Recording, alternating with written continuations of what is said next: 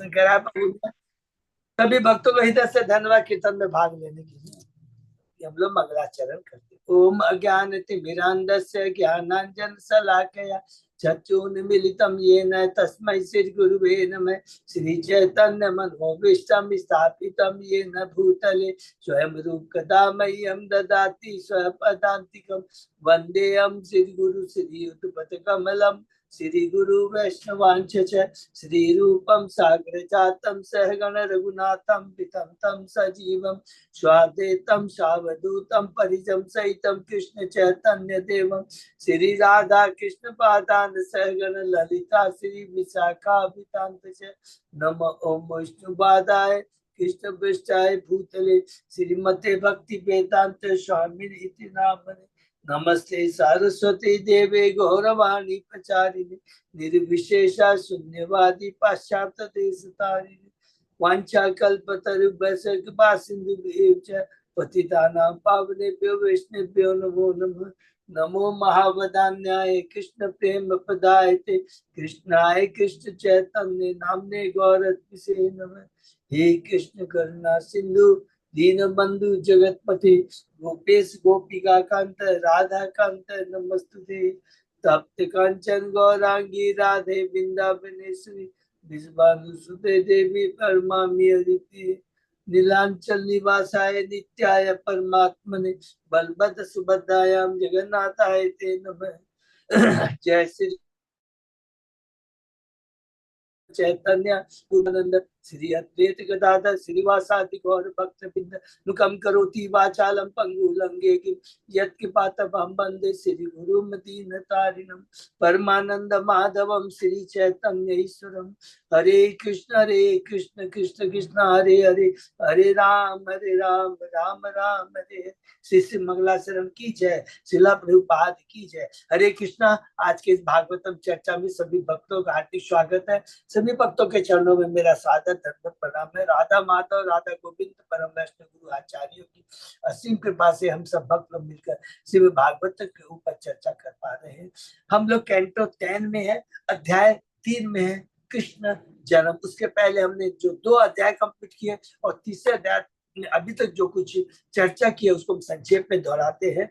प्रथम अध्याय में सुखदेव गोस्वामी जी परीक्षित महाराज को बताते हैं कि ये परीक्षित महाराज, तुमने जो मुझसे भगवान श्री कृष्ण की आदि लीलाओं के बारे में, चरित्र के बारे में तुमने पूछा है, उसके उत्तर में मैं तुम्हें बता रहा हूं कि किस प्रकार एक बार पृथ्वी माता ब्रह्मा जी के पास जाती है दुखी होकर करके कि देखो इस पृथ्वी पर अधर्मी लोग बहुत हो गए हैं। तो ब्रह्मा जी किस प्रकार शिव और सब देवताओं को लेकर भगवान के पास क्षीर सागर में जाते हैं। तब भगवान कहते हैं कि तुम्हें आकाशवाणी के माध्यम से कहते हैं मैं बहुत ही जल्दी अपने सारे अवतारों से शक्ति से इस धरा पर प्रकट होऊंगा।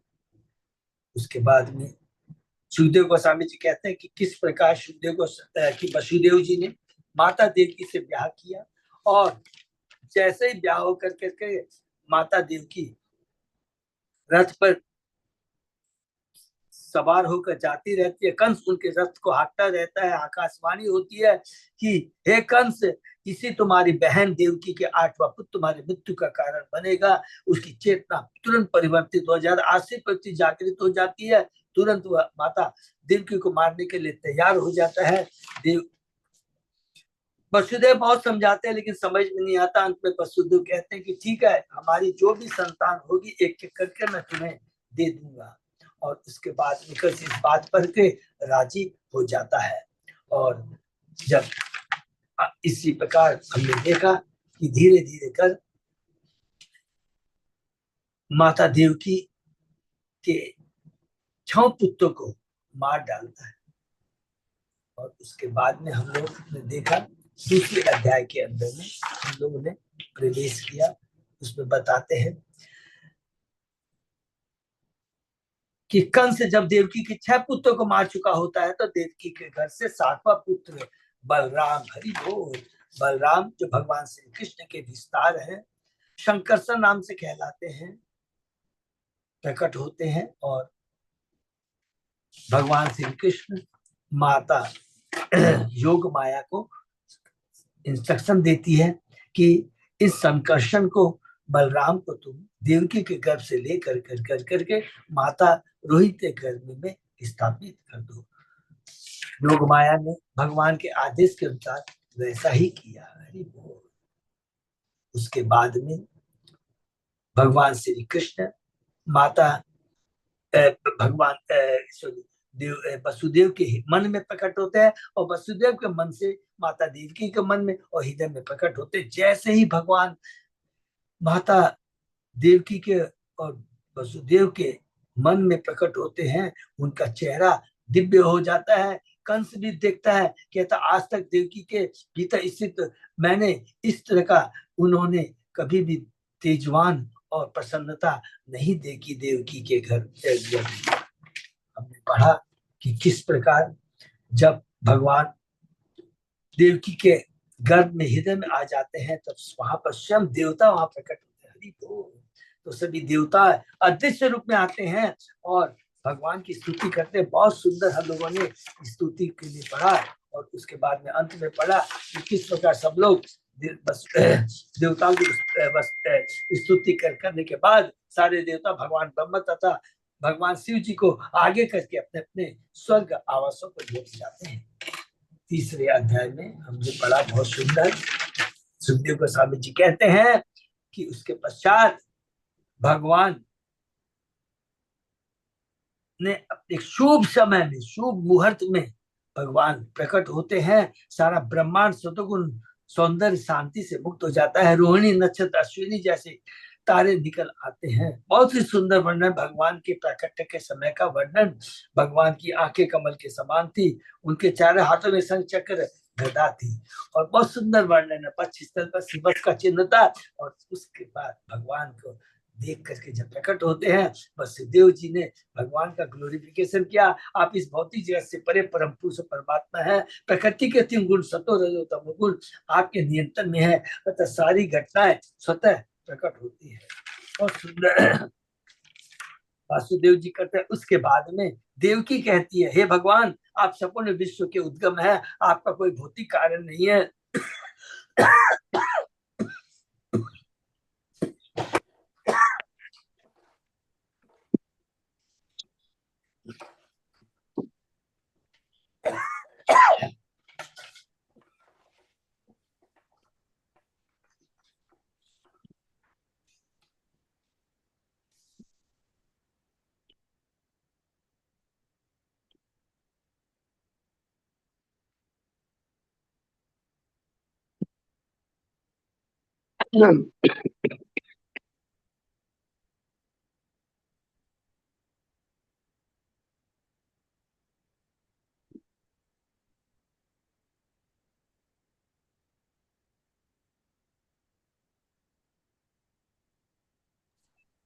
हरे कृष्णा, सब क्षमा चाहता हूँ, थोड़ा सा गला में। आपकी कोई भौतिक इच्छाएं नहीं है। वेदों के कथन के अनुसार आप ही सार हैं। आप ब्रह्म ज्योति तथा परमात्मा से भिन्न है, फिर भी आप उनसे अभिन्न हैं। आप समझ कारणों के कारण असमर्थ ज्ञान की दिव्य ज्योति भगवान विष्णु है। हे भगवान आप सर्वव्यापी हैं। आपका यह चतुर्भुज आप कृपा करके समेट लीजिए। ये बहुत इंपॉर्टेंट पॉइंट है। यहाँ पर हम लोगों ने कल पढ़ा, देवकी माता कहती है आप अपने चतुर्भुज रूप को कृपा करके समेट लीजिए, जिससे और मानवीय बालक बन जाइए, जिससे मैं आपको छिपा सकूं। तो यहाँ प्रभुपाद जी जो लास्ट हम लोगों ने पढ़ा बहुत इंपॉर्टेंट में कहते हैं, 3 बात कहते हैं। बैकुंठ में जो भक्तगण होते हैं भगवान के ऐश्वर्य रूप की पूजा करते हैं। कैसे? भगवान आप सर्वव्यापी हैं, आप ही जगत का हरता, कष्ट हरता, पालक हरता है, पूरे विश्व के पालक है। इसलिए उनको ऐश्वर्य की पूजा करते हैं। और मथुरा और द्वारका के अंदर मिश्र भक्ति होती है, अर्थात उसके अंदर ऐश्वर्य और माधुर्य भाव, वात्सल्य भाव घुसा रहता है। जैसे कि अभी देवकी है, कभी बोलती है भगवान आप चतुर्भुज रूप है, तो उनके ऐश्वर्य भाव को देख करके उनको कहती है, पूजा करती है। क्या कहती है? आप संपूर्ण विश्व के उद्गम है, पूरा ये ऐश्वर्य भाव। लेकिन उसके बाद में कहते नहीं नहीं नहीं, आपको मेरे को आपकी कंस से रक्षा करनी है, कृपा करके जल्दी से बालक बन जाइए। ये उनका वात्सल्य भाव है। तो यहाँ पर मथुरा और द्वारका में भगवान की ऐश्वर्य और वात्सल्य भाव में उनकी भक्ति है। किसके? देवकी की, वसुदेव की। लेकिन वृंदावन में भगवान का ऐश्वर्य प्रदर्शित नहीं होता। माता यशोदा, नंद बाबा, प्योर वो वात्सल्य भाव है, माधुर्य भाव है, साख्य भाव है। अलग अलग 5 रसों में भगवान अपनी लीला का आनंद लेते हैं। यहाँ तक हमने पढ़ा। उसके आगे अब भगवान वसुदेव ने, पहले देवताओं ने स्तुति की, भगवान प्रकट होते हैं, वसुदेव ने स्तुति की, माता देवकी ने स्तुति। अब भगवान क्या कहते हैं, आज हम लोग उसकी चर्चा करेंगे। ओम नमो भगवते वासुदेवाय। ओम नमो भगवते वासुदेवाय। ओम नमो भगवते वासुदेवाय। कैंटो 10 अध्याय 3 श्लोक नंबर, वो नारायण नमस्कृत्यम पढ़ लेते प्रभु श्लोक नंबर 32 है। वो ये पढ़ लेते हैं, नारायण नमस्कृत्यम श्लोक। ओके। नारायण नमस्कृत नरम चैव नरोत्तमं देवी सरस्वती व्यासं ततो जयं उदीरे।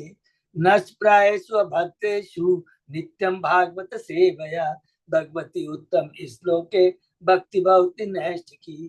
कृष्णाय वासुदेवाय देवकी नंदनाय च नंद गोप कुमाराय गोविंदाय नमो नमः। आराधयो भगवान ब्रजेश तनय ततदाम वृंदावनम रमया काचित उपासना ब्रजवधु वर्गेण्य कल्पिता। श्रीमद्भागवतम प्रमाणम अमलम प्रेमापुमतो महान श्री चैतन्य महाप्रभो मतम विदम तत् आदरो न पर। हरे कृष्ण कृष्ण कृष्ण हरे हरे, हरे राम राम राम हरे। कैंटो 10 अध्याय 3 श्लोक नंबर 32। बहुत बहुत धन्यवाद। अच्युत जय। हम लोग यहाँ से शुरू करते हैं। श्री भगवान वाच त्वमेव पूर्व सर्गे अब तमेव पूर्व सर्गे अभू कृष्ण स्वयं भूयेषति तदाय सुप्ता नाम प्रजापति अकल्मष। श्री भगवान ने उत्तर दिया, हे सती माता, आप अपने पूर्व जन्म में स्वयं मनु कल्प में कृष्ण नाम से विख्यात थी और वसुदेव शुभता नामक अत्यंत पवित्र प्रजापति थे। बहुत इंपॉर्टेंट है कि आप लिख देंगे, क्योंकि यहाँ पर क्लियर लिखा गया है कि जो वसुदेव देवकी हैं वो कृष्ण नाम से थी देवकी, और वसुदेव शुभता नाम से थे। भगवान ने स्पष्ट कर दिया कि पहली बार ही उनकी माता नहीं बनी, परंतु इसके पूर्व भी उनकी माता थी। कृष्ण शाश्वत है और अपने भक्तों में से ही अपने माता पिता का चुनाव नित्य करते रहते हैं। इसके पूर्व भी देवकी भगवान की माता और वसुदेव उनके पिता थे। तब उनके नाम क्रम से कृष्ण तथा शुभता थे। जब भी कृष्ण प्रकट होते हैं तो माता पिता का चुनाव करते हैं और वे भी कृष्ण को पुत्र रूप में स्वीकार करते हैं। यह लीला निरंतर चलती रहती है, इसलिए नित्य लीला कहलाती है। इस तरह यह आचार्य उपास की बात न थी।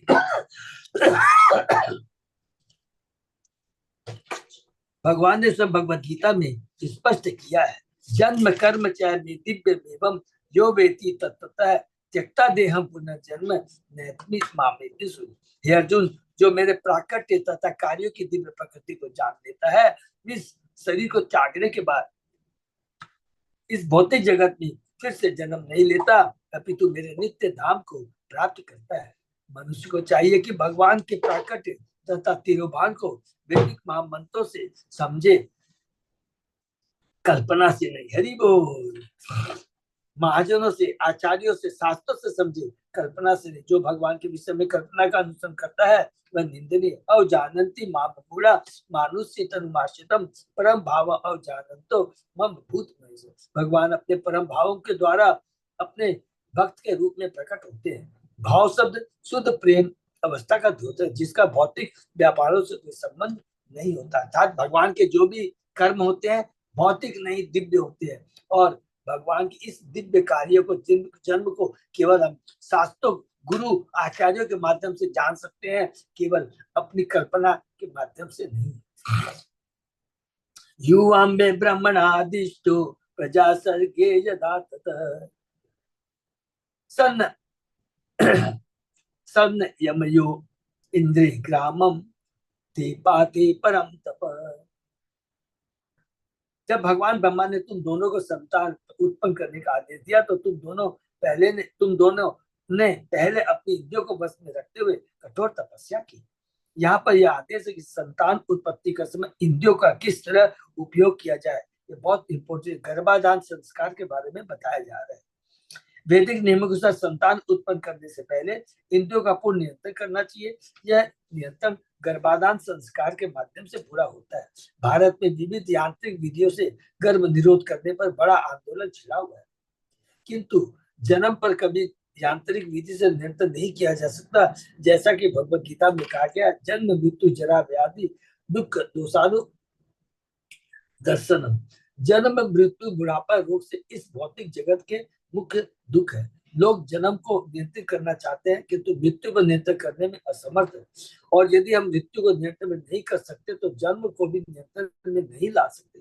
दूसरे शब्द में जन्म को कृत्रिम ढंग से नियंत्रित करना मृत्यु पर कृत्रिम कीर्तन करने से सुलभ नहीं है। हरि बोल। वैदिक सभ्यता के साथ गर्भाधान को धार्मिक नियमों के प्रतिकूल नहीं होना चाहिए, तभी जन्म दर पर नियंत्रण हो सकता है। जैसा कि भगवत गीता में कहा गया है, धर्म विरुद्धो भूतेषु कामो अस्मि।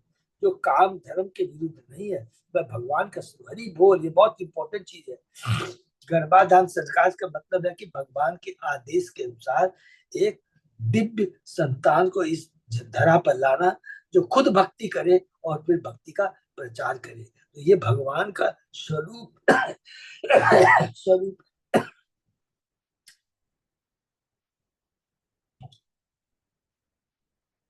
लोगों को शिक्षा दी जानी चाहिए कि किस संस्कारों के द्वारा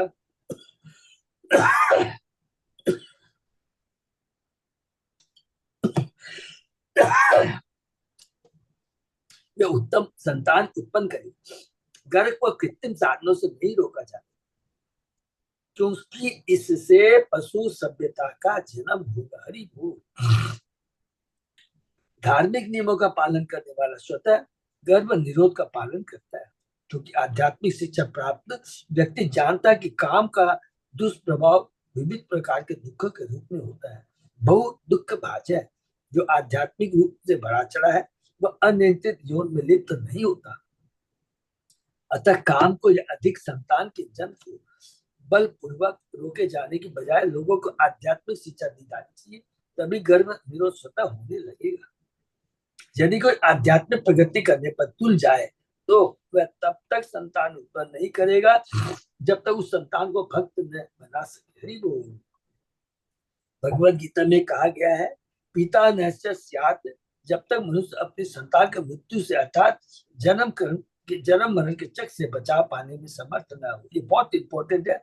कौन कहते हैं? भगवान ऋषभ। भगवान ऋषभ पांचों कैरेक्टर में हमने पढ़ा है, वो अपने पुत्रों को ये बात बताते हैं। 100 पुत्रों को जब वो शिक्षा देते हैं, किंतु इसकी शिक्षा कहाँ दी जाती है? उत्तरदायी पिता कुत्ते बिल्लियों की तरह संतान नहीं उत्पन्न करता। लोगों को गर्भ निरोध के कृत्रिम साधनों को अपनाने के स्थान पर उन्हें कृष्ण भावनामृत का प्रशिक्षण दिया जाना चाहिए, क्योंकि तभी वे अपनी संतानों के प्रति अपने उत्तरदायी को समझ सकेंगे, उन्हें कृष्ण भक्ति से जोड़ सकेंगे। उनकी जो संतानें होंगी कृष्ण भावनामृत होंगी। यदि ऐसे संतानें उत्पन्न की जा सके तो जो भक्त बने और जिन्हें जन्म मृत्यु के मार्ग से पृथक रहने की शिक्षा दी जा सके, मृत्यु संसार पर तो गर्भ निरोध की कोई आवश्यकता नहीं रहती, बल्कि संतान उत्पन्न करने के मनुष्य को प्रोत्साहित किया जाना चाहिए। हरि बोल।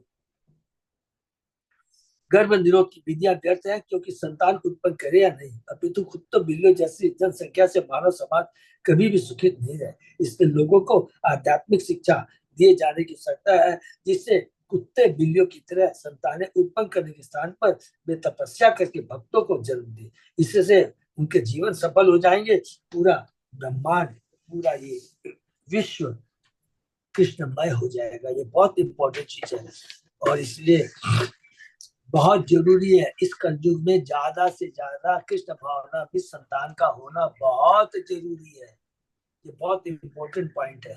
यदि भगवान ने किसी को समर्थता दी है और वो पालन कर सकते हैं, उनको ज्यादा से ज्यादा संतान उत्पन्न करना चाहिए और उन संतानों के द्वारा कृष्ण भक्ति का प्रचार होना चाहिए। माने कृष्ण भावना में संतान उत्पन्न करना ये हमारा कर्तव्य है। वर्ष बातात प्रेम धर्म काल गुणान शह मानो श्वास रोद विनिर्ध विनिर्धूत मनोमलो शीर्ष पणा नील आहारो उपशांति न चेतसा मत कामान अभिसंतो मत आराधनम इहतु। हे माता पिता, तुम लोगों ने विभिन्न ऋतु के अनुसार वर्षा, तूफान, कड़ी धूप तथा कराले कीर्तन सभी प्रकार की सुविधाएं सही थी। तुमने शरीर के भीतर वायु रोकने के लिए प्राणायाम करके तथा केवल हवा वृक्षों से घिरे सूखे पत्ते खाकर अपने मन से सारे बल को निकाल दिया था। इस तरह मेरे वर की चर्चा तुम लोगों ने शांत चीज से मेरी पूजा की थी। वसुदेव तथा देवकी को पुत्र रूप में भगवान आसानी से नहीं मिले थे। हरि बोल। नहीं भगवान किसी को अपना माता पिता बनाते हैं। यह हम देख सकते हैं कि वसुदेव देवकी ने किस तरह अपने दिव्य पुत्र को प्राप्त किया। हमें भी अच्छे संतान प्राप्त करने के लिए यहाँ पर दिए गए नियमों का पालन करना चाहिए। हाँ, यह हर एक के लिए संभव नहीं उसे पुत्र रूप में कृष्ण प्राप्त हो, किंतु मानव समाज के लाभ के लिए अच्छे पुत्र तथा पुत्री को उत्पन्न किए जा सकते हैं। हरि बोल। भगवत गीता में कहा गया कि यदि मनुष्य आध्यात्मिक जीवन शैली का पालन नहीं करते तो कुत्ते बिल्लियों की तरह जन्मी वर्ण संकर जनसंख्या में वृद्धि होगी और सारा जगत नरक तुल्य बन जाएगा। कृष्ण भावनाविद का अभ्यास किए बिना मात्र कृत्रिम ढंग से जनसंख्या की वृद्धि रोकने के प्रयास व्यर्थ होंगे। इससे से जनसंख्या बढ़ेगी, जो वर्ण संकर होगी, अवांछित संतानें होगी, कुत्ते बिल्ली जैसी होगी। समाज में वो क्या है, अराजकता उत्पन्न करेगी, पशु समाज को प्रोत्साहन देगी। अतः लोगों को यह शिक्षा देना सीखर होगा कि किस संयम पूर्वक संतानें उत्पन्न की जाए, न कि कुत्ते बिल्लों की तरह। मानव जीवन सुकर या कुकर जैसा बनने के लिए नहीं, अपितु तपो दिव्यम अर्थात दिव्य तप के लिए हर एक को तपस्या की शिक्षा दी जानी चाहिए। यदि पृष्टि तथा सुप्ता सुतपा की तरह तपस्या कर पाना संभव नहीं रहेगा, किंतु शास्त्र में तपस्या की श्रेष्ठतम विधि बताई गई है और वह संकीर्ण आंदोलन। हरि बोल। कृष्ण जैसे संतान पाने के लिए किसी से तपस्या करने की आशा नहीं की जा सकती, किंतु हरे कृष्ण महामंत्र के कीर्तन मात्र से कृष्णनाद एवं कृष्ण से वह इतना पवित्र बन सकता है कि इस जगत के सारे कर्म से मुक्त होकर मुक्त संग भगवान वापस जा सके, भगवत धाम वापस जा सके। परम जी कृष्ण भाव आंदोलन लोगों को सुख के कृत्रिम साधन अपनाने की शिक्षा नहीं देता, अपितु शास्त्र द्वारा संतुष्ट सुख का अस्तिम मार्ग हरे कृष्ण मंत्र कीर्तन अपनाने और भौतिक जीवन में हर तरह से पूर्ण बनने की शिक्षा देता है। तो ये भौतिक जगत में एकमात्र हरे कृष्ण नाम की जो औषधि है, वो यही सबसे बड़ी तपस्या है। ये इस भौतिक जगत भगवत धाम जाने का एकमात्र सबसे सरल उपाय है। एवं वाप तप यतो तीव्रम तप परम दुष्करम दिव्य वर्ष सहस्राणि द्वादश युमत आत्मनु। इस तरह तुम दोनों ने मेरी चेतना कृष्ण भावना में कठिन तपस्या करते हुए 12,000 दिव्य वर्ष बिता दिए। हरि बोल। तभी जाके भगवान श्री कृष्ण उनके घर में प्रकट होते हैं। देखिए कितनी बड़ी तपस्या उन्होंने की है। तदा वाम परितुष्टो अहम अमुना वपुषा अनघे तपसा श्रद्धया नित्यम भक्त्या च हृदि भावितः प्रादुराशम वर्धनार्ध युवो कामदिच्छया व्रियताम वरम इत्युक्ते मादृशो वामृतः सुतः।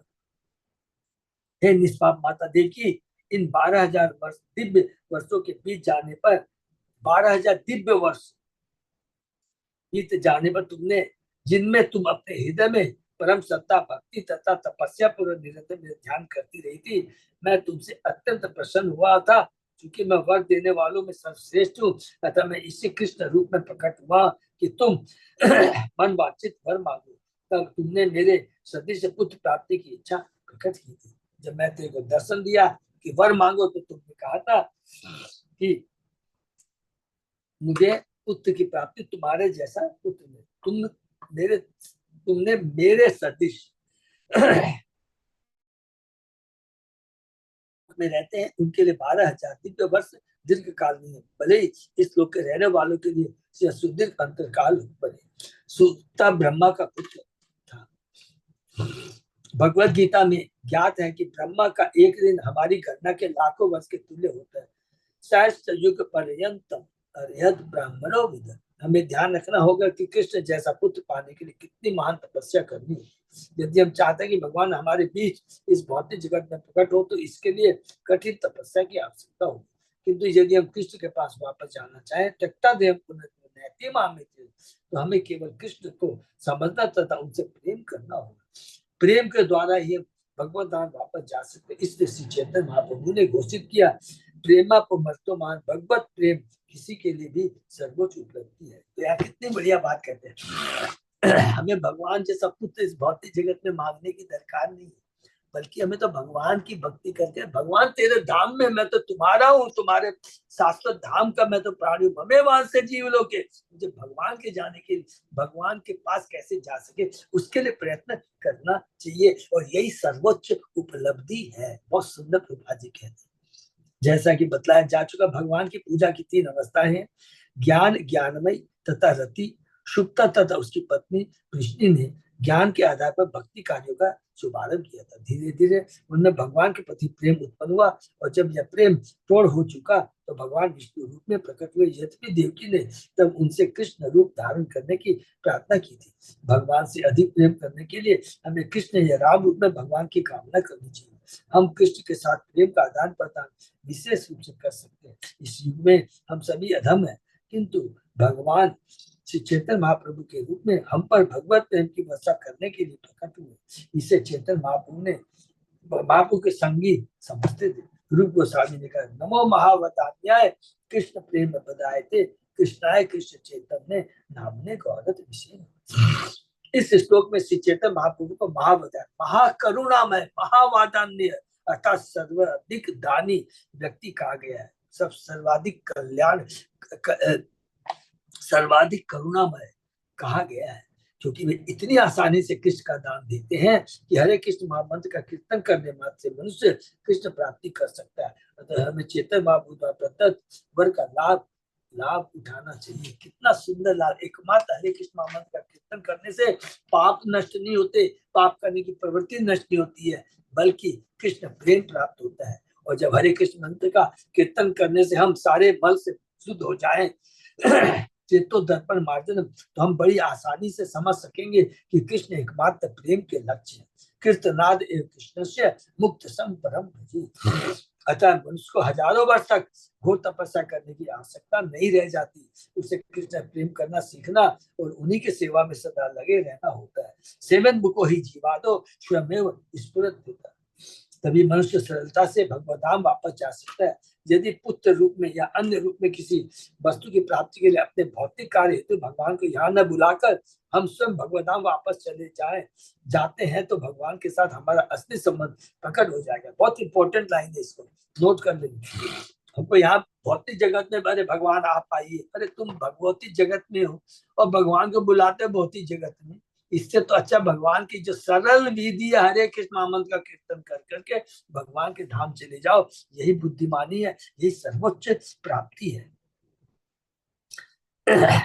और हम शाश्वत संबंध बनाए रख सकते। हरे कृष्ण मंत्र का कीर्तन करके हम धीरे धीरे परम पुरुष के शाश्वत स्थापित कर सकते हैं, और हमें स्वरूप सिद्ध प्राप्ति हो जाती है। हमें चाहिए कि ईश्वर का लाभ उठाकर भगवत दान वापस जाए। इस श्री नरोत्तम दास ठाकुर ने गाया है, पतित पावन हेतु तब अवतार। श्री चैतन्य महाप्रभु का अवतार हम जैसे पतितात्मा का उद्धार करने और भगवत प्रेम प्रदान करने के लिए हुआ। हमें भगवान के इस महान वर का लाभ उठाना चाहिए। अरे वो देखिए भगवान कितना सुंदर सुंदर देवकी और वसुदेव के माध्यम से हमें ज्ञान दे रहे हैं कि जीवन का लक्ष्य क्या, हमें क्या करना चाहिए।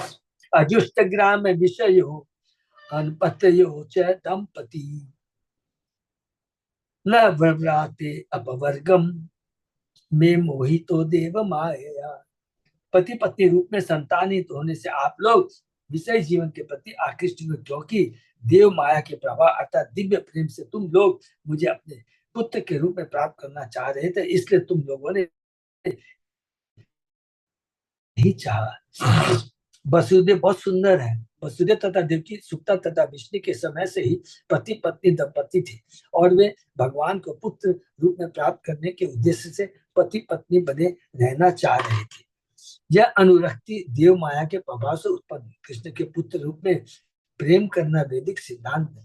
वसुदेव तथा देवकी ने कृष्ण को पुत्र के रूप में पाने के कुछ भी नहीं चाहा, फिर भी इस उद्देश्य के लिए भोग विलास करने के लिए वे सामान्य गृहस्थ बने रहना चाहते थे, जबकि यह आध्यात्मिक शक्ति का विनिमय था। किंतु उनकी इच्छा गृहस्थ जीवन में काम वासना प्रति अनुरक्ति जैसी थी। जो व्यक्ति भगवान राम वापस जाना चाहता है उसे ऐसी इच्छा त्याग देनी चाहिए। देखिए कितनी माने यहाँ आध्यात्मिक दृष्टि से प्रभुपाद जी बता रहे हैं, देखो भौतिक जगत अच्छा नहीं है, ठीक है, पति पत्नी है, तुम लोग भक्ति करो, लेकिन भौतिक जगत में आकर करके भगवान से कहना है कि आप मेरे पुत्र रूप में आओ, ये अच्छा माने आध्यात्मिक दृष्टि अच्छा, बल्कि भगवान क्या चाहते हैं उसको सोचना है। भगवान ये चाहते हैं क्या? नहीं, भगवान तो चाहते हैं कि मेरी संतान है, शाश्वत संतान इस भौतिक जगत से आध्यात्मिक जगत में है। यही चीज यहाँ पर प्रभुपाद जी बताने चाह रहे हैं। ऐसा तभी संभव है जब वह भगवान के प्रति प्रगाढ़ प्रेम उत्पन्न कर ले। श्री श्री चैतन्य महाप्रभु ने कहा है, निष्किंचनस्य भगवत भजन उन्मुखस्य पारम परम जिगमिषो भव सागरस्य। जो भगवत धाम वापस जाना चाहता है उसे निष्किंचन अतः समस्त भौतिक इच्छाओं से मुक्त होना चाहिए। इसलिए यह चाहने के बदले कि भगवान यहाँ पर आकर उसके पुत्र बने, उसे समस्त भौतिक इच्छाओं से मुक्त हो जाने की अभिलाषा करनी चाहिए। अन्य अविष्टाता ज्ञान कर्मादि अनाविद और भगवत धाम वापस जाना। श्री चैतन्य महाप्रभु ने शिक्षा में शिक्षा दी है, न धनम न जन्म न सुंदरी कविता वाचिक का मम जन्मनि जन्म से भवतात भक्त हेतु की। हे सर्वशक्तिमान, मैं न तो धन एकत्र करना चाहता हूँ, न सुंदर स्त्रियां चाहता हूँ, न ही अनेक अनुयायी चाहता हूँ, मैं तो जन्म जन्मांतर आपकी केवल हेतु की भक्ति चाहता हूँ। मनुष्य को चाहिए कि वह भौतिकता से रंजित इच्छाओं को पूरी करने के लिए भगवान से याचना न करे। तो ये बहुत इतना सुंदर तात्पर्य सबको समझ में आ गया होगा। हमें भगवान से भगवान की भक्ति की चाहत न करनी चाहिए। यहाँ पर संक्षेप में बोलना यही चीज चाह रहे हैं। गते मयि वाम लब्ध्वा वरम मत्सिद्धिसं श्रुतम् ग्राम्यां भोगान अभुञ्जाथाम युवाम प्राप्त मनोरथो। जब तुम वर प्राप्त कर चुके और मैं अंतर्धान हो गया तो तुम मुझ जैसा पुत्र प्राप्त करने के उद्देश्य से विषय भोग में लग गए और मैंने तुम्हारी इच्छा पूरी कर दी। संस्कृत के कोश अमर कोश के साथ विषय जीवन ग्राम्य धर्म कहलाता है, लेकिन आध्यात्मिक जीवन में इस ग्राम्य धर्म को अत्यधिक सराहना नहीं दिया जाता। यदि किसी में भोजन करने, सोने, धर्म में मैथुन करने तथा रक्षा करने की रंच मार्ग विलासा रहती है तो वह निष्किंचन नहीं रहता, किंतु मनुष्य को निष्किंचन होना चाहिए। अतः संभोग द्वारा कृष्ण जैसा पुत्र उत्पन्न करने के लिए इच्छा से उसे मुक्त होना चाहिए। इस श्लोक में अपरोक्ष रूप से यही अंकित किया, इनडायरेक्टली यही इंगित किया गया है। नहीं, हमें भगवान की भक्ति मांगनी है। ये सब समझ में आ गया, बहुत इजी है। अदृष्ट्वा अन्यतमं लोके शिलो औदार्य गुणे सममम हम सुतो वाम अभवम कृष्णे गर्भ इति श्रुतः। चूंकि मुझे तुम जैसा सरलता तथा शील के दूसरे गुणों में बड़ा अन्य कोई व्यक्ति नहीं मिला, अतः मैं पृष्ठ घर के रूप में उत्पन्न हुआ। त्रेता युग में भगवान पृष्ठ घर के रूप में प्रकट हुए। श्री विश्वनाथ चक्रवर्ती ठाकुर कहते हैं, पृष्ठ गर्भ इति सोयम त्रेता युग अवतारो लक्षित। त्रेता युग में यही कृष्णी सुतप्ता पृष्ठ गर्भ के रूप में उत्पन्न हुए।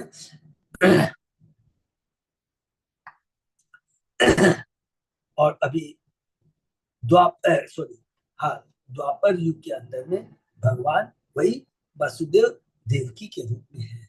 वसुदेव और उनके पुत्र कृष्ण हुए। तयो तयो वाम पुनो अहम आदित्याम आश कश्यपात उपेंद्र इति विख्यातो वामन त्वात च वामन। अगले युग में मैं तुम दोनों से माता अदिति तथा पिता कश्यप से पुनः प्रकट हुआ। मैं उपेंद्र नाम से विख्यात हुआ और बोना होने के कारण मैं वामन भी कहलाया। तृतीय अस्मिन् भवे अहम वैतैनेव वपुषाथ माम जातो भूय तयो एव सत्यम में व्याहितम सती। हे परम सती माता, मैं वही व्यक्ति अब तीसरी बार तुम दोनों के पुत्र रूप में उत्पन्न हुआ हूं। मेरे वचनों को सत्य माने। सत्ययुग में कृष्ण और सुतपा, त्रेता युग में ये बता रहे हैं कि अगले युग में मैं तुम दोनों के माता अदिति तथा पिता कश्यप से पुनः, और इस द्वापर युग में अब मैं तुम दोनों के तीसरी बार वसुदेव देवकी के गर्भ से कृष्ण रूप में मैं प्रकट हुआ हूँ। मेरे वचनों को सत्य माने। भगवान अपने माता पिता का चुनाव स्वयं करते हैं, जिन्हें उन्हें बार बार जन्म देना पड़ता है। सर्वप्रथम भगवान ने सर्वप्रथम, देखिए क्लियर है, शुक्ता तथा पृष्टि से, फिर कश्यप तथा अदिति से, और उन्हीं माता पिता वसुदेव देवकी से जन्म लिया। ये इंपॉर्टेंट है, जस्ट फॉर नॉलेज के लिए इसको रख लेंगे। भगवान ने कहा अन्य जन्मों में भी मैंने तुम लोगों का पुत्र बनने के लिए ही सामान्य शिशु का रूप धारण किया, जिससे हम प्रेम का आदान प्रदान कर सके। श्री जीव गोस्वामी ने कृष्ण संदर्भ में बतला है कि अमुना वसुपा का अर्थ है उसी रूप के द्वारा।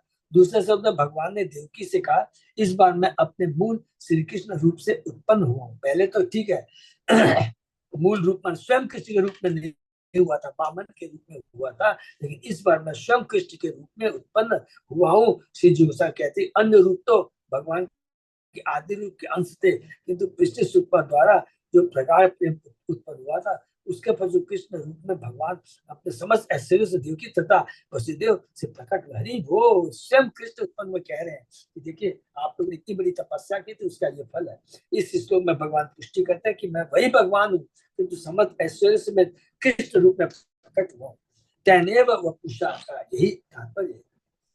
जब भगवान ने कृष्ण गर्भ का उल्लेख किया तो उन्होंने तैने वपुषा नहीं कहा, किंतु उन्होंने देवकी को विश्वास दिलाया कि तीसरे जन्म में भगवान कृष्ण प्रकट हुए।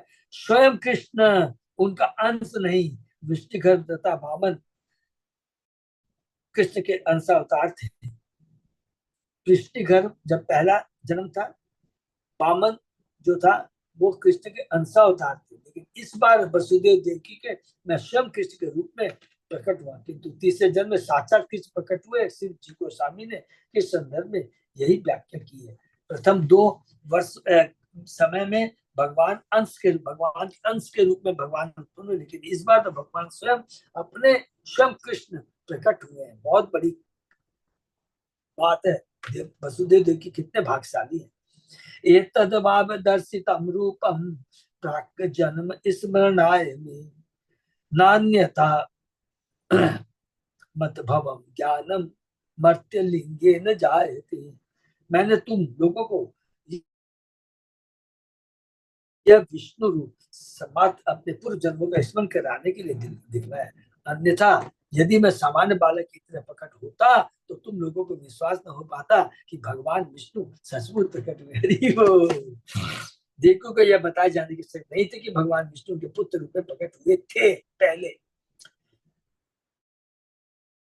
वे इसे पहले से स्वीकार कर चुकी थी, फिर भी वे चिंतित थी कि यदि पड़ोसी सुनेंगे कि उनके पुत्र रूप में विष्णु प्रकट हुए हैं तो वे इस बात में कोई विश्वास नहीं करेगा। इसलिए वे चाह रही थी कि भगवान विष्णु मानवीय बालक का पुण्य धारण कर ले। दूसरे भगवान भी चिंतित थे कि यदि वे सामान्य बालक के रूप में प्रकट हुए तो उनकी माता को विश्वास नहीं होगा कि भगवान विष्णु प्रकट हुए। भक्त तथा भगवान के मध्य ऐसे ही व्यापार चलते। भगवान भक्तों के साथ मनुष्य जैसा ही व्यवहार करते हैं, किंतु इसका अर्थ यह नहीं है कि वे मनुष्य होते हैं, क्योंकि ऐसा निर्णय तो भक्तों का होता है। और जानन्ति माम मूढ़ा मानुषी तनुमान। तत् भक्तजन भगवान को हर परिस्थिति में पहचान लेते हैं। भक्त तथा अभक्त में यही अंतर होता है। भगवान कहते हैं मन मना भव भक्तो मध्याजी माम नमो। अपने मन को मेरे चिंतन में लगाओ, मेरे भक्त बनो, मुझे नमस्कार करो तथा मेरी पूजा करो। अभक्त को यह विश्वास ही नहीं हो पाता कि किसी व्यक्ति का चिंतन करने मात्र से इस भौतिक संसार से मुक्ति मिल सकती है। जो अभक्त होते हैं, जिनको भगवान पे और वह भगवत धाम वापस जा सकते, किंतु यह यथार्थ भगवान मनुष्य के रूप में आते हैं और यदि कोई भगवान के साथ प्रेमा भक्ति द्वारा जुड़ जाता है तो वैकुंठ लोक अवश्य जाता है। ये होता है भक्त और अभक्त की चेतना और उनको भगवान के प्रति श्रद्धा। जो भक्त है वो जानता है कि भगवान अवश्य मेरा उद्धार कर देंगे, भगवान से प्रेम करता है, लेकिन अभक्त सोचता है ये सब फालतू बातें हैं। युवा माम पुत्र भावेन ब्रह्म भावेन चासकृत चिंतयन्तो कृत स्नेहो यास्येते मतगतिं पराम। तुम पति पत्नी निरंतर अपने पुत्र के रूप में मेरा चिंतन करते हो, हरि बोल, किंतु तुम यह जानते रहते हो कि मैं भगवान इस निरंतर स्नेह पर मेरा चिंतन करते हुए तुम लोग सर्वोच्च सिद्धि प्राप्त कर सकोगे, अर्थात भगवत धाम वापस जाओगे। मेरी भक्ति करके तुमको पुत्र के रूप में मुझे नहीं मांगना है, बल्कि भगवान से मांगना है कि मुझे भी आप अपने धाम में मुझे वापस बुला लो। यही वास्तविक जीवन का लक्ष्य, यही भक्ति का उद्देश्य होना चाहिए। भगवान द्वारा अपने माता पिता को जो उनसे नित्य रूप में संबंधित है दिया गया यह उपदेश विशेष तौर पर उन व्यक्तियों के लिए जो भगवत धाम वापस जाना चाहते हैं। मनुष्य को चाहिए कि भगवान को कभी भी सामान्य मनुष्य न समझे जैसा भक्त करते हैं। कृष्ण शरीर प्रकट हुए थे और उन्होंने मानव समाज के लाभ के लिए अपने उपदेश जोड़े, किंतु मूर्ख तथा मूर्ख उन्हें दुर्भाग्यवश सामान्य कृष्ण मानते हैं और भगवद गीता के उद्देश्यों को मनगढ़ी ढंग से अपनी इंद्रियों के लिए तोड़ते मरोड़ते हैं। जो भी भगवत गीता पर भाष्य लिखता है एक तरह से वह अपनी इंद्रिय तृप्ति के लिए भाग की व्याख्या करता है। बहुत सुंदर बात। आजकल आधुनिक विद्वानों तथा राजनीतियों में यह विशेष रूप से फैशन बन चुका है। वे भगवत गीता की व्याख्या इस तरह करते हैं मानो वह कपोल कल्पित हो। वे अपनी गलत व्याख्याओं से अपना जीवन को बिगाड़ते ही हैं, अन्यों के भी जीवन को बिगाड़ते। किंतु कृष्ण महानुभावित इस आरोप के विरुद्ध लड़ रहा है कि कृष्ण काल्पनिक रूस और वसुदेव का युद्ध नहीं और कुरुक्षेत्र का युद्ध नहीं हुआ था। हर बात सांकेतिक है। भगवद गीता में कुछ भी सत्य नहीं है। कौन कहता है? ये अभक्त लोग सोचते हैं। कुछ भी हो, यदि कोई सचमुच सफल बनना चाहता है तो उसे भगवद गीता यथारूप का पाठ करना चाहिए। श्री चैतन्य महाप्रभु भगवद गीता के उपदेशों पर विशेष बल देते हैं। जारे देखो तारे का कृष्ण उपदेश। यदि कोई व्यक्ति जीवन में सर्वोच्च सफलता चाहता है तो उसे भगवद गीता को जिस प्रकार से श्री कृष्ण ने कहा है उसी प्रकार से ग्रहण करना चाहिए। भगवद गीता को इस में स्वीकार करने से सारा मानव समाज पूर्ण तथा सुखी बन सकता है। हरि बोल। इस बात पर ध्यान देना चाहिए कि चूंकि देवकी तथा प्रसिद्ध कृष्ण को नंद महाराज के निवास स्थान गोकुल ले जाने पर उनसे विलग हो जाएंगे, इसलिए साक्षात भगवान ने उन्हें आदेश दिया कि वे उन्हें अपने पुत्र तथा भगवान के रूप में स्मरण किया करें। इससे वे उनके संपर्क में बने रहेंगे। हरि बोल। क्योंकि देखो मैंने तुमको जो दिया है, कर्तव्य क्या है कि तुम्हें मेरी लीला में सहायक करना है, मुझे वृंदावन मथुरा से वृंदावन ले जाना है, ये सहायता करना है। योग माया ने सहायता किया, ब्रह्मा जी ने सहायता किया। ब्रह्मा जी ने क्या सहायता किया सबको याद है ना। ब्रह्मा जी को कहा गया था कि तुम सब लोग देवता हो, यदु वंश के अंदर में तुम लोग जन्म लो। तो ब्रह्मा जी ने अपना काम किया। योग माया ने क्या काम किया? भगवान उन्होंने बलराम को देवकी माता के घर से ले जा करके रोहिणी के घर में स्थापित किया। स्वयं भगवान श्री कृष्ण को ले जा करके गोकुल लेके गए। तो हमारा उद्देश्य भगवान के आदेशों का पालन करना। इससे से वे अपने सब पर बने रहे। भगवान 11 वर्षों के बाद उनके पुत्र रूप में मथुरा लौटेंगे, अतः उनके वियुक्त होने का प्रश्न ही नहीं उठता। अर्थात भगवान कभी भी अपने भक्तों से अलग नहीं होते। श्री शुकवाच इति उक्त्वा आशीत हरि तुष्णिम भगवान आत्ममायया पित्रो संपश्यतो सद्यो बभूव प्राकृत शिशु। सुखदेव गोस्वामी ने कहा, अपने माता पिता को इस उपदेश देने के बाद भगवान कृष्ण मौन रहे। तब उन्हीं के सामने अपनी अधंगा शक्ति से उन्होंने अपने आप को एक छोटे शिशु के रूप में बदल दिया। अपनी अंतरंगा शक्ति योग माया की शक्ति से उन्होंने अपने आप को एक छोटे शुरू के रूप में बदल दिया। दूसरे से उन्होंने अपने को अपने आदि रूप में रूपांतरित कर दिया। कृष्णस्तु भगवान से आदि रूप कृष्णस्तु भगवान से। जैसा कि भगवत गीता में कहा गया, आत्मा माया भगवान जो भी करते हैं अपनी आध्यात्मिक शक्ति से करते हैं, उन पर कोई भौतिक शक्ति से किसी प्रकार का दबाव नहीं पड़ता। भगवान तथा सामान्य जीव में यही अंतर है। वेदों का अंतर है, वेदों का कथन है, श्वेताश्वर उपनिषद बहुत सुंदर है। पराशर शक्ति विविध देव सूर्यते स्वभाव की ज्ञान पर क्रिया है।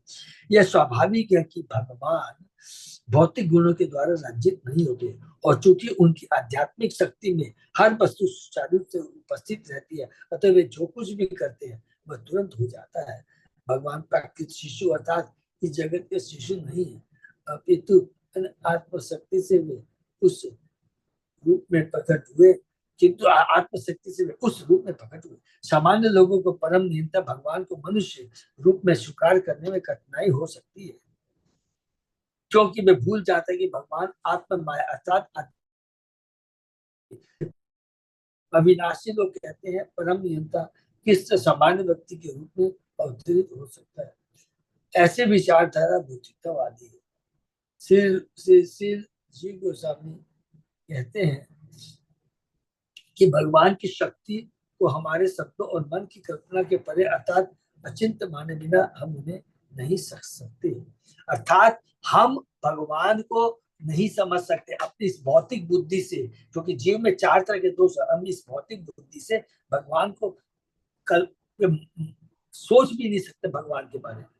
जिन्हें इसमें संदेह है कि भगवान अपने को मानव रूप में अवतरित होकर शिशु के रूप में उपस्थित कर सकते हैं, वे मूर्ख है, क्योंकि वे कृष्ण के शरीर को भौतिक मानकर यह सोचते हैं कि वे जन्म लेते हैं और मरते भी। भगवान का कोई भी भौतिक जन्म नहीं होता। जन्म कर्म चय, ये बहुत इंपॉर्टेंट से याद है, जन्म कर्म चय दिव्य एवं जो व्यक्ति पुनर्जन्म श्रीमद् भागवत के 33 स्कंद के 4थे अध्याय में कृष्ण द्वारा शरीर परित्याग का वर्णन मिलता है। महाराज परीक्षित ने सुखदेव गोस्वामी से पूछा, जब यदुवंश के सारे लोगों का अंत हो गया तो कृष्ण ने भी अपना अंत कर लिया और उनके परिवार में एकमात्र बचा रहने वाला व्यक्ति उद्धव था। ऐसा किस से संभव हुआ? सुखदेव गोस्वामी ने उत्तर में दिया कि कृष्ण ने आत्मशक्ति से सारे परिवार को विनष्ट कर दिया और तो अपने शरीर को अंतर्धान करने का विचार किया। इस संबंध में सुखदेव गोस्वामी ने बताया कि जीवन भक्ति भगवान ने इस तरह अपना शरीर छोड़ा, किंतु यह कृष्ण के शरीर का अविनाश नहीं था, प्रत्युत यह भगवान की आत्मशक्ति द्वारा उनका अंतर्धान होना था। कैंटो 11 के अंदर में बहुत सुंदर डिटेल में इस चीज को पाएंगे, बहुत डिटेल में वर्णन हुआ है। वास्तव में भगवान अपने शरीर का प्रत्याग नहीं करते, क्योंकि वे शाश्वत है। भगवान का शरीर भौतिक नहीं है, केवल भौतिक शरीर का अंत होता है, विनष्ट होता है, आध्यात्मिक शक्ति का, आध्यात्मिक शरीर का नहीं। जिस तरह वे विष्णु रूप से सामान्य शिशु का रूप धारण कर सकते, उसी तरह वे इच्छा अनुसार अपना शरीर किसी भी रूप में बदल सकते, किंतु इसका अर्थ यह नहीं होता कि वे अपने शरीर का परित्याग करें। वे अपनी दिव्य शक्ति से काष्ठ या पत्थर के बने विग्रह में प्रकट हो सकते हैं। वे अपने शरीर को किसी भी वस्तु में बदल सकते हैं, क्योंकि हर वस्तु उन्हीं की है। पराश्य शक्ति विवेद। भगवत गीता में भगवान से स्पष्ट कहा गया है, भिन्ना प्रकृति अष्टधा, सारे भौतिक तत्व भगवान की भिन्ना शक्ति है। यदि वे अपने शरीर को अर्चा मूर्ति में परिणत कर देते हैं, जिसे हम पत्थर या कांच के रूप में देखते हैं, तो भी वे कृष्ण है। इसलिए शास्त्र आगाह करता है, अर्च्य विष्णु शिलाधीर पुरुष नरमति। जो व्यक्ति अर्चा विग्रह को कांच या पत्थर बना सोचता है, तो वैष्णव गुरु को सामान्य और जो वैष्णव को सामान्य मानता है, और यह जो वैष्णव को भौतिक रूप से किसी विशेष जाति का मानता है, वह नारकीय अर्थात नरक में वास करता है। बहुत इंपॉर्टेंट चीज है। भगवान हम ये यहाँ पर पढ़ डिस्कस कर लेते हैं। देखिए यहाँ पूरा का पूरा चीज एकदम पूरा तत्व बताया जा रहा है। कृष्ण का जो जन्म होता है वो दिव्य होता है, परम होता है, उनके कार्य सारे दिव्य होता है, उनका कोई भौतिक शरीर नहीं होता। इसलिए हमको जब भी वो मनुष्य रूप में आते हैं तो ये ऐसा नहीं कि वो भौतिक शरीर लेके आए, और जानती मां मोरा मानुषी तनु मार, बार बार नंबर बार।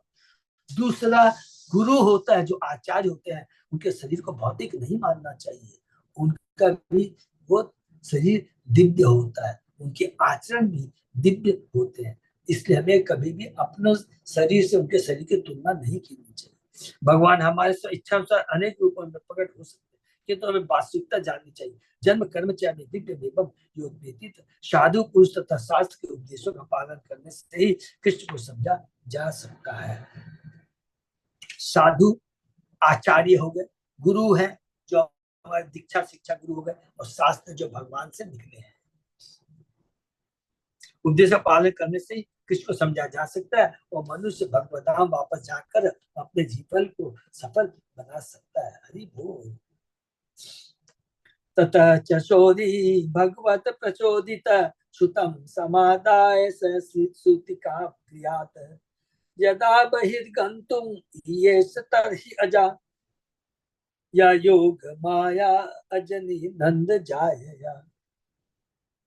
तत्पश्चात भगवान की प्रेरणा से जब वसुदेव नवजात शिशु को सूतिका गृह से ले जाने वाले थे, तो बिल्कुल उसी क्षण भगवान की आध्यात्मिक शक्ति योग माया ने महाराज नंद की पत्नी की पुत्री के रूप में जन्म लिया। क्योंकि भगवान का इंस्ट्रक्शन है। श्री विश्वनाथ ठाकुर कहते हैं कि कृष्ण एक ही समय देवकी के पुत्र तथा यशोदा पुत्र के रूप में आत्मशक्ति योग माया के साथ उत्पन्न हुई। ये बहुत इंपॉर्टेंट लाइन है, ये प्लीज सब लोग देखें। हम लोग अभी तत्व को पढ़ रहे हैं, ध्यान से समझ लेंगे।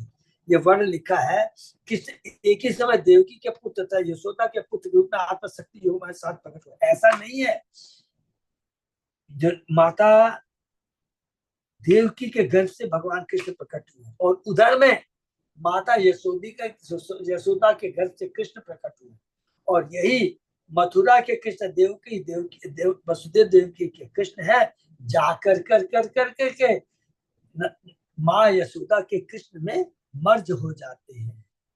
ये बाद में हम डिटेल में पढ़ेंगे।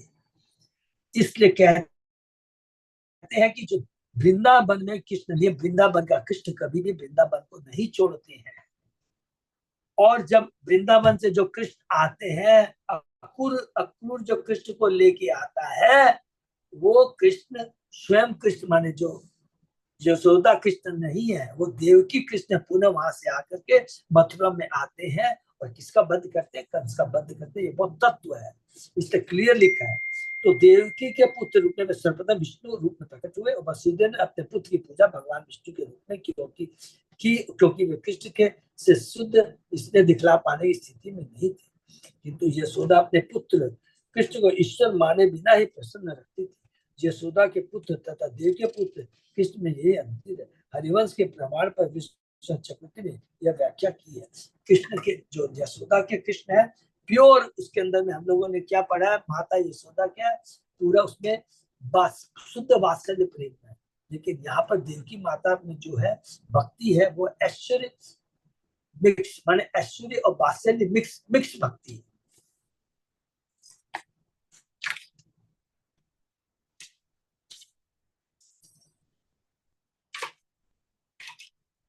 यथा हृत प्रत्यय सर्ववृत्तिषु द्वास्तेषु पौरेषु अपि साहित्येषु।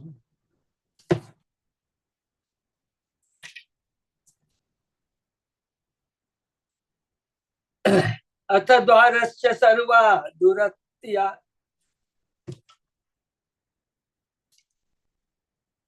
इसको फिर से पढ़ते, सॉरी। तया हित प्रत्यय सर्ववृत्तिषु द्वास्तेषु पौरेषु साहित्येषु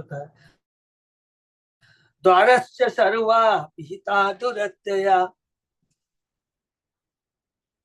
बृहत् कपाट अयस्य कील श्रृंखले कृष्ण वाहे वसुदेव आगते स्वयं स्वरयंत यथा तमो रवि ववर्ष पर्जन्य उपांशु गर्जित शेषे अनवगात बारी निवार्ययं फणि।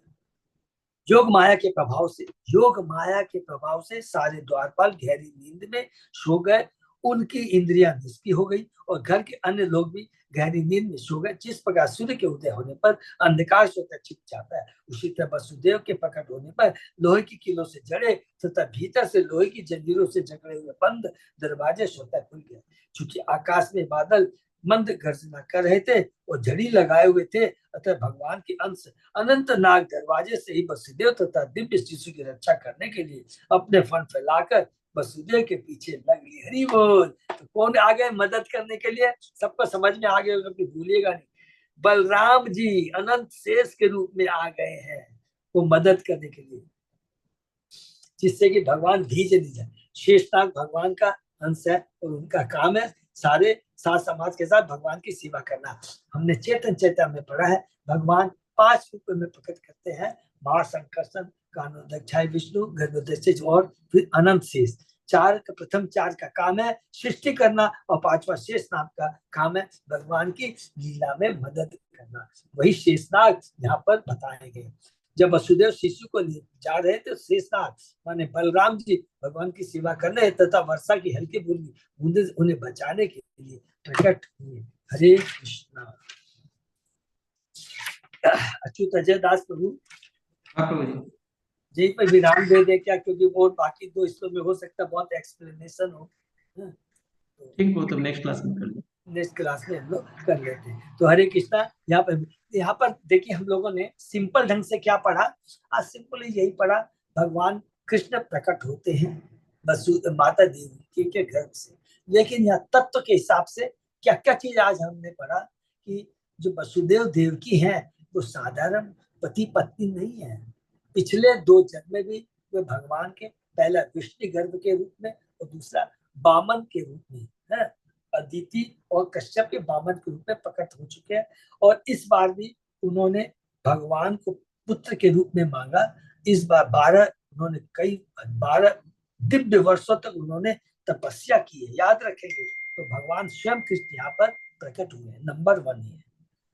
नंबर 2 हमने पढ़ा यहाँ पर तात्पर्य में रूप आदि, देखिए यह कहीं नहीं मिलेगा ये चीज। भगवान जी तात्पर्य में कहते हैं ये बहुत अच्छा ये नहीं है। तो हमको क्या है, भगवान से ये नहीं मांगना चाहिए पुत्र के रूप में, भगवान से ये मांगना चाहिए कि हम आपकी भक्ति कर करके आपके धाम में हम लोग वापस जा सके। दूसरी बात, तीसरा यहाँ पर बताया गया है कि योग माया के माध्यम से जो कृष्ण यहाँ पर वसुदेव जो कृष्ण है और वहां पर जो वृंदावन के कृष्ण, दोनों अलग अलग है। लेकिन भगवान मथुरा के जो कृष्ण है, वृंदावन के जो कृष्ण यशोदावन, उसमें जाके वो मर्ज होंगे, ये आगे बताया जाएगा। दोनों अलग अलग है और इसीलिए आपको बहुत लॉजिकल है। इससे पता लगता है कि कभी भी कृष्ण जो कि यशोदा नंदन कृष्ण है वो कभी भी वृंदावन नहीं छोड़ते हैं। और लास्ट में बता देता हूँ, इसलिए भगवान कृष्ण ने क्या कहा था कि देवताओं को, ब्रह्मा जी को क्या कहा था, उस सेंटेंस को याद रखें, जब मैं अब जन्म लूंगा तो सारे अवतार में अंदर निहित होकर के मैं प्रकट होऊंगा। प्लस लिखा था अपनी शक्तियों को लेकर, सारी शक्ति को लेकर प्रकट होगा। ये शक्तियां भगवान को लीला में मदद करती है। सारे अवतार है, सारे भगवान को अपनी उनकी लीला में मदद करते हैं। हरे कृष्णा। किसी का कोई प्रश्न है क्या? अच्छा बोलेंगे ये सब चीज कहाँ से, ये सब चीज क्या है? हम लोग जीव गोस्वामी से, विश्वनाथ चक्रवर्ती उनकी टिप्पणियों से, उनकी बुक्स के हिसाब से सारी चीजें हमको प्राप्त, इसलिए प्रभुपाद जी ने जीव गोस्वामी, विश्वनाथ चक्रवर्ती सबकी टिप्पणियों के माध्यम से हमें ये बात को बताया। हरे कृष्ण।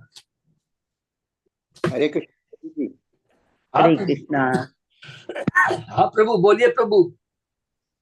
लीला बद्रीनाथ जी का विशाल हरे रूप कृष्ण। उनका वर्णन है क्या अपने को। प्रभु आपका आवाज नहीं सुनाई दिया, कट गया, बोलिए। बद्री विशाल जी का जो पूरा वर्णन है भागवत में कहाँ मिलेगा? ठीक, किसका वर्णन? बद्री विशाल, बद्रीनाथ जी का। बद्रीनाथ जी का वर्णन कहाँ मिलेगा? तो वो बद्रीनाथ जी सबको तो पूरा अलग अलग पुराणों में बहुत वर्णन है। इसमें भागवत में अपने कहाँ मिल सकता है? मतलब जो उनका विशाल रूप है, विशाल उनकी जो है, वहां पर तो वो भी गए थे। भागवतम में जो है वो भी गए थे वहां पर, वहां तो बहुत लोग हैं। वो भागवतम में बहुत डिटेल में वर्णन नहीं है। नहीं ऐसा कुछ। नहीं अभी तक देखिए हम लोग 10वें कैंटे में पहुंचे, 12वें कैंटे, 11वें में भी नहीं है प्रभु, और शायद 12वें में भी नहीं है। तो वो देखिए क्या है ना, मैं आपको एक चीज बताऊं, 3 चीज आप लोग ध्यान में सब लोग सुनेंगे। 18 पुराण, 18 पुराण में विशेष करके स्कंद पुराण में सारे पुराणों में 4 लाख श्लोक है 18 पुराण में, और अकेले स्कंद पुराण में 81,000 श्लोक है। और उसके अंदर में प्राय देखेंगे कि आपको सारी डिटेलें मिल जाएगी। भागवतम के अंदर में मैंने तो अभी तक कहीं इतना डिटेल में नहीं पढ़ा प्रभु, जो आपने बद्रीनाथ के बारे में पूछा है ना प्रभु आपने। हाँ जी, ये प्रभु जी भागवतम में तो इतना डिटेल में वर्णन नहीं है, ये अपने चेक कर लेंगे। लेकिन 99% मेरे को जहां तक विश्वास है, ये अपने को अलग अलग। भगवान ने विदुर जी महाराज को वहां भेजा था, उसके बाद और कई लोग वहां वहां गए थे। उसके बारे में तब थोड़ा बहुत वर्णन हम लोगों ने पढ़ा है पहले, तो मुझे हाँ, ध्यान एक जगह आ रहा है कि विदुर जी। भगवान ने वहां पर उद्धव जी को भेजा प्रभु, उद्धव जी को। इसको भी समझा नहीं मैं।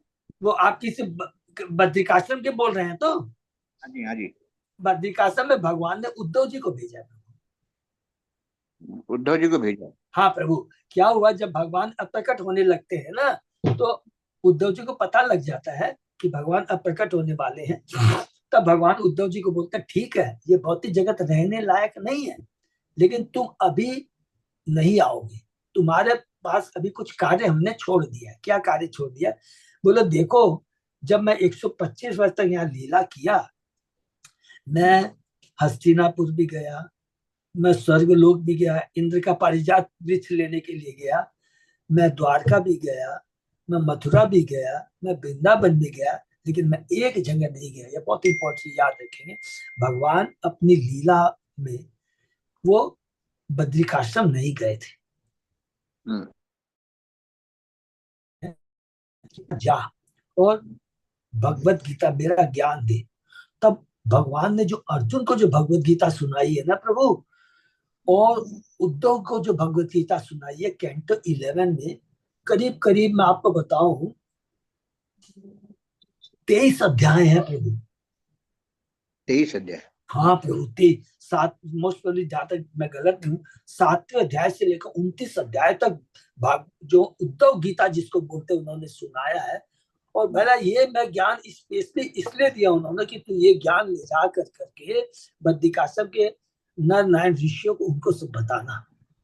और उसमें आप पढ़ेंगे ना, बहुत जबरदस्त उन्होंने ज्ञान दिया है। तो उसके अंदर में बद्रिकाश्रम का बहुत डिटेल में प्रभु वर्णन नहीं, खाली ये वर्णन है कि भगवान ने उद्धव को क्या ज्ञान दिया, और वो ज्ञान फिर कहा कि तुम ये ले जा कर करके नर ऋषि नारायण को दोगे, उसके बाद में तू मेरे धाम में आ जाना, क्योंकि तू मेरा शाश्वत पार्षद है। ये पढ़ा है।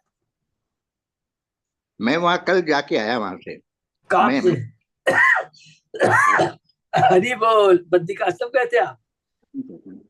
वहां गए। अच्छा, वहां बहुत बढ़िया दर्शन। हरे कृष्णा प्रभु जी। हाँ प्रभु, हरे कृष्णा। हमारे मोहन प्रभु कुछ बोलना चाहते हैं। हाँ हरे कृष्णा प्रभु जी।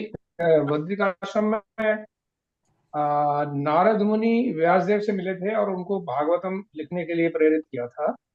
अच्छा, एक तो ये भागवतम में आता है, हाँ बस। और दूसरा है कि हमारे जो मध्वाचार्य जी हैं, जो हमारे आचार्य हैं, हाँ प्रभु, वो भी वहां से उन्होंने व्यासदेव से दीक्षा लिया था। इतना दोनों पता है, लेकिन भागवतम में ये नहीं लिखा है। जो मंदिर में मैंने देखा, नारद जी की भी मूर्ति थी, यमराज जी वहां पर थे, नर नारायण थे। हाँ बिल्कुल। इधर से कई महाजन वहां पर विराजमान थे। वो देख के दर्शन मन प्रसन्न हो गए सब। हरि बोल, हरि बोल। तो प्रभु ये बहुत अच्छा है। हम लोग देखे टाइम तो हम लोग को कितना मिलेगा, मोहन प्रभु, ये जो अलग अलग पुराणों में बहुत सुंदर सुंदर लीला है प्रभु, विशेष कर करके मैं देख रहा था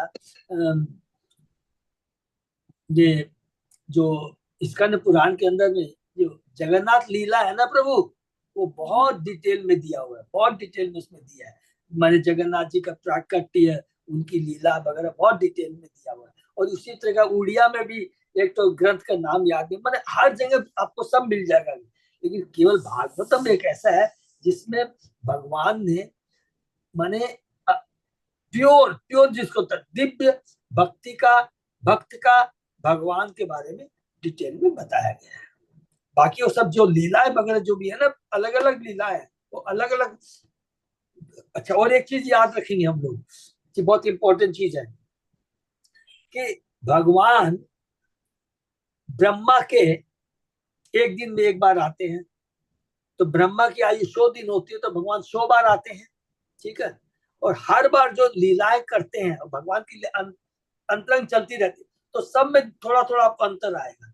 तो इसका मतलब नहीं कि सब गलत, सब चीज सही है कि भगवान केवल एक बार नहीं आते हैं, हर बार आते रहते हैं, तो उनकी लीलाएं होती रहती होती, उसमें थोड़ा बहुत अंतर हो सकता है। और वो समझ में आ जाएगा, अच्छा भगवान ब्रह्मा जी के दूसरे दिन में आए थे, तीसरे दिन में आए थे, चौथे दिन में आए, तो तब कैसी लीला हुई थी, कैसे कपड़े पहने हुए थे, कैसा उनका श्रृंगार था, ये सब चीज अलग अलग है। तो ये जो पूरे पुराणों से सारी चीजें हमें मालूम पड़ेगी, ठीक है। हरे कृष्ण हरे कृष्ण प्रभु। हाँ प्रभु, बहुत कभी भी ये चीज नहीं सोचना कि हमने तो ये चीज भगवान तो अरे भाई आते रहते हैं, इस बार आए तो ये कपड़ा, अब हम लोग रथ यात्रा में जाते हैं, अरे भगवान ने तो उस समय ऐसा पहना था, तू बोल नहीं मैंने, अरे भाई तू भी सही है, तू भी सही है।